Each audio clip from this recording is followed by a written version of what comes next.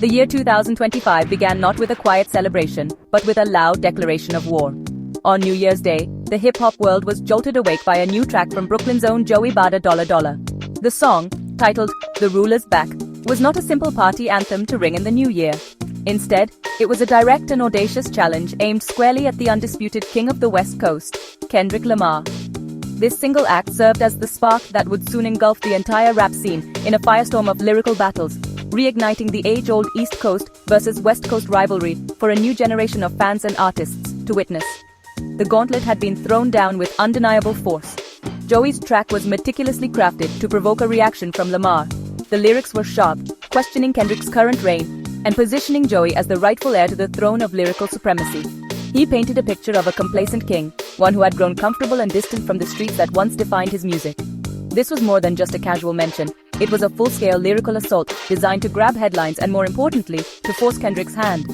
The message was clear. The East Coast was no longer content to sit by and watch the West Coast dominate the conversation in hip-hop. This initial shot sent immediate shockwaves through the industry.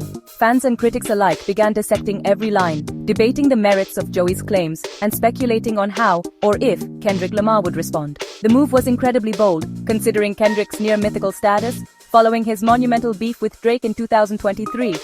To challenge him was to challenge the very top of the rap hierarchy. Joey Bada $. Was not just picking a fight, he was attempting to orchestrate a complete shift in the power dynamics of modern hip-hop, placing himself and his coast at the center of the narrative. The context of this challenge was crucial. The rap world was still processing the aftershocks of the previous year's major conflicts, and there was a palpable hunger for more competitive energy. Joey Bada $. Seemed to understand this perfectly.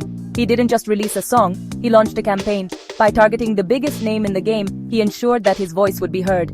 The New Year's Day release was a strategic masterpiece of timing, guaranteeing that for the foreseeable future, all eyes in the hip-hop community would be laser-focused on this burgeoning coastal conflict, waiting anxiously for the next move in this high-stakes chess match. What started as a one-on-one challenge quickly spiraled into a full-blown coastal war. In the weeks that followed Joey's initial diss, a legion of artists from both sides of the country began to pick their allegiances and enter the fray. The East Coast rallied behind Joey Bada $, with his pro-era crew members like CJ Fly and Nick Caution joining the battle. They were soon supported by other New York stalwarts, including Kai Sa$H and the legendary AZ, who added a veteran presence to the East's lyrical arsenal. It became a collective movement, a unified front determined to reclaim bragging rights for their region. The West Coast did not stand idle. While Kendrick Lamar himself remained conspicuously silent, his camp and fellow West Coast rappers took up arms on his behalf. Artists from Kendrick's former label, Top Dog Entertainment, like Ray Vaughn, Reason, and Ab-Soul, delivered fiery responses. They were joined by other California rappers such as Daylit and AZ Chike, each adding their unique style and perspective to the defense of their coast. This transformed the beef from a personal dispute into a widespread regional conflict, with dozens of voices contributing to an ever-growing complex web of lyrical attacks and counterattacks. The sheer volume of music produced during this period was staggering. By late May 2025, the conflict had spawned nearly 100 diss tracks. The internet became the primary battlefield, with songs dropping on YouTube and SoundCloud at a relentless pace. Each new track added another layer to the narrative, creating a real-time saga that fans followed with obsessive dedication. However, throughout this entire lyrical onslaught, the man at the center of it all, Kendrick Lamar, never released a direct response. His silence became a story in itself, a powerful move that some interpreted as confidence and others saw as a missed opportunity to engage. This rapid escalation turned the beef into a spectacle. It was no longer just about Joey Bada $. Versus Kendrick Lamar.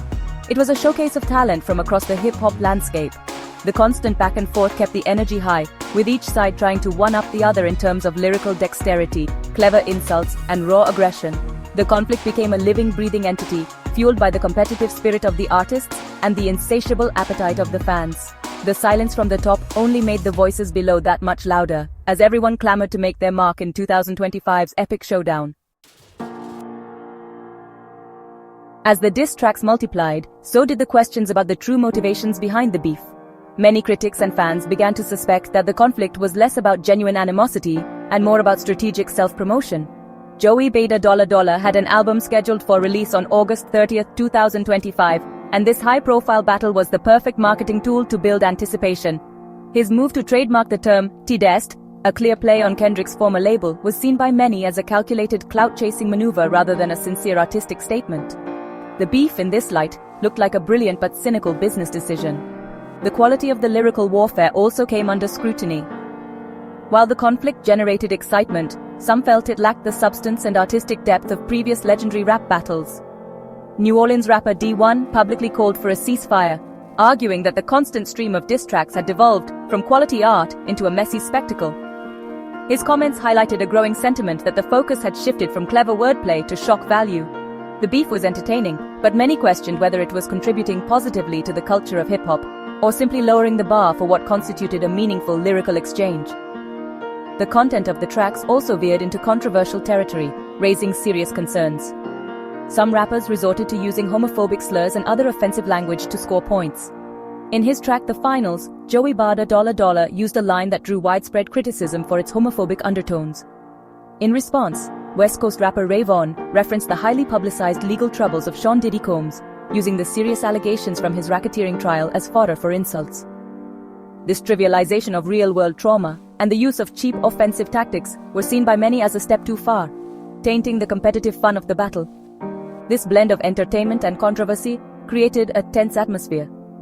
The lines between sport and reality began to blur, particularly as the rhetoric grew more heated.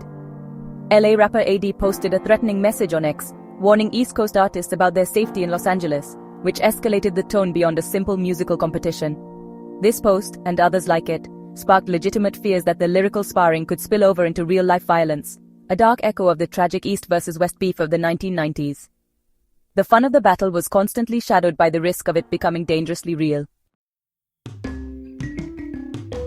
By the time late May rolled around, the intense fire of the coastal conflict began to show signs of burning out. The turning point came when the prolific battle rapper Daylit, a key voice for the West Coast, released a track titled End Credits. The song served as his final word on the matter, and in it, he surprisingly paid respect to Joey Bada $'s lyrical skill, effectively signaling a truce from his end. This move acted as a release valve, letting much of the pressure out of the situation.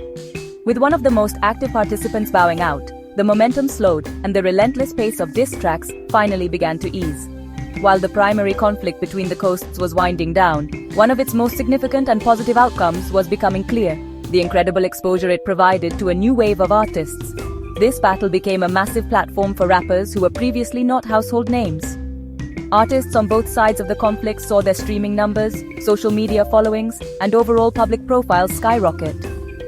The beef inadvertently created a stage where dozens of talented lyricists could showcase their skills to a global audience, proving that even a manufactured conflict can produce real opportunities for emerging talent. The 2025 East vs. West showdown will be remembered as a complex chapter in hip-hop history. It was a fascinating mix of strategic marketing, genuine regional pride, and raw competitive energy. It demonstrated how modern rap beefs are fought online, playing out in real time for a global audience. While it was criticized for its controversial lyrics and questionable motives, it undeniably captured the attention of the entire music world for several months. The conflict served as a powerful reminder of the deep-rooted competitive spirit that has always been at the heart of hip-hop, even if the methods and motives have evolved with the times. Ultimately, the beef of 2025 ended not with a climactic final battle, but with a gradual fade.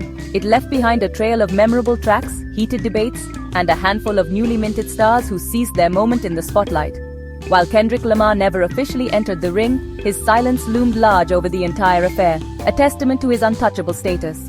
The conflict proved that in the world of hip-hop, sometimes the loudest statement is the one that is never made. The dust has settled, but the careers it launched and the conversations it started will continue to shape the genre.